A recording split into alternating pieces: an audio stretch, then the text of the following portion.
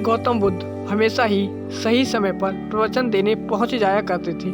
वो आज तक कभी देर से नहीं आए थे और ना ही उनकी वजह से आज तक किसी को इंतजार करना पड़ा था। लेकिन आज पहली बार ऐसा हुआ था कि उनके शिष्यों को उनका इंतजार करते काफ़ी समय हो चुका था, लेकिन बुद्ध अभी तक प्रवचन सभा में नहीं पधारे थे।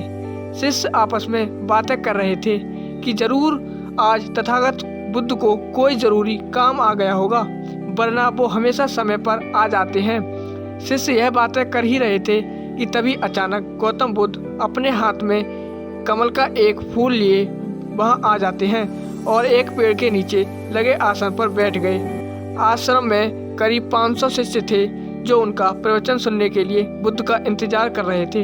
इन 500 शिष्यों के अलावा आश्रम में एक और शिष्य भी था जिसका नाम महाकश्यप था। आश्रम के बाकी शिष्य मानते थे कि महाकश्यप पागल है, क्योंकि वह कभी भी उनके साथ बैठकर बुद्ध के उपदेशों को नहीं सुनता था। उसने आज तक कभी ध्यान भी नहीं किया और ना ही कभी ध्यान करने का प्रयास किया। वह पूरे दिन बस चुपचाप किसी पागल की तरह आश्रम के एक पेड़ के नीचे बैठा रहता और ना कोई उसके पास बात करने को आता और ना ही वो किसी से बात करता। जब उसका मन करता तो आसपास के गांव में जाकर भिक्षा मांग लेता और भिक्षा में जो कुछ भी मिलता उसे खाकर उसी पेड़ के नीचे फिर बैठ जाता। वो बस पूरे दिन आश्रम के पेड़ पौधे, आसपास के बिखरे पत्ते, घास और आश्रम में आते जाते भिक्षुओं को ध्यान से देखता रहता।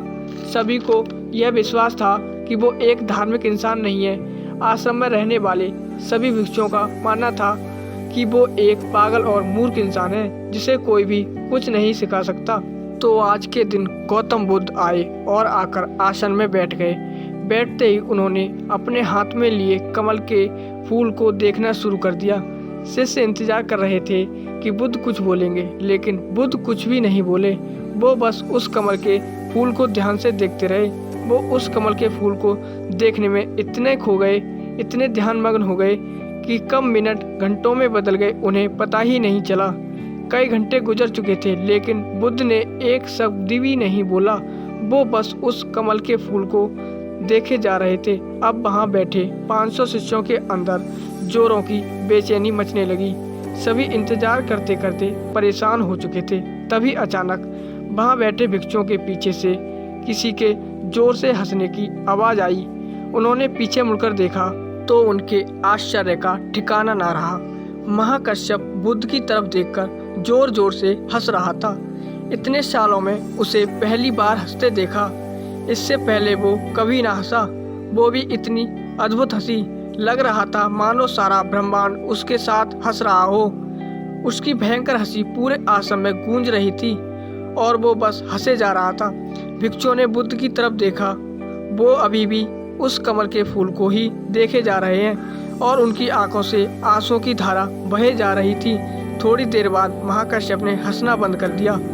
उसके बाद बुद्ध ने अपनी नज़र कमल के फूल से हटाई और वहां बैठे भिक्षुओं की तरफ देखकर कहा, मैं जो कुछ भी तुम्हें शब्दों के माध्यम से दे सकता था मैंने वो सब पहले ही दे दिया है, लेकिन जो शब्दों के माध्यम से नहीं दिया जा सकता वो मैंने महाकश्यप को दे दिया है। और यहाँ से शुरुआत होती है जिन एक संस्कृत का शब्द है जिसका मतलब होता है ध्यान।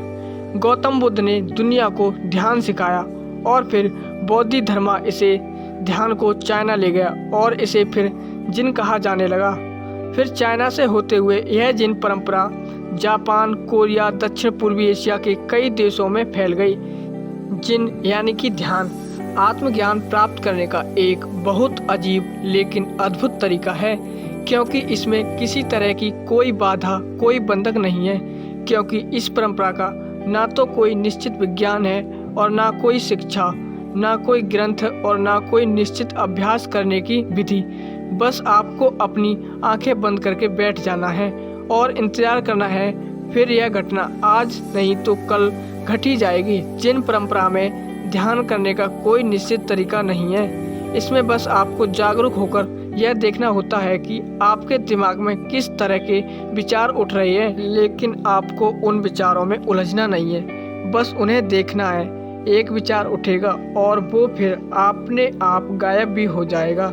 बस आपको उन्हें पूरी जागरूकता के साथ देखते रहना है। जब मन में उठने वाले किसी एक विचार का निरीक्षण पूरी जागरूकता के साथ करते हैं और फिर जब वो विचार आपके मन से गायब हो जाता है और आप दूसरे विचार के निरीक्षण के लिए तैयार होते हैं, तो आप पाएंगे कि दूसरा विचार उतनी तेजी और जल्दी से नहीं उठा। ऐसा इसलिए होता है क्योंकि जब आप अपने मन के विचार पर ध्यान देना शुरू कर देते हैं तो हमारे मन की भागदौड़ कम हो जाती है और मन शांत होने लगता है और फिर एक ऐसी अवस्था आती है जब हमारा मन विचार मुक्त हो जाता है।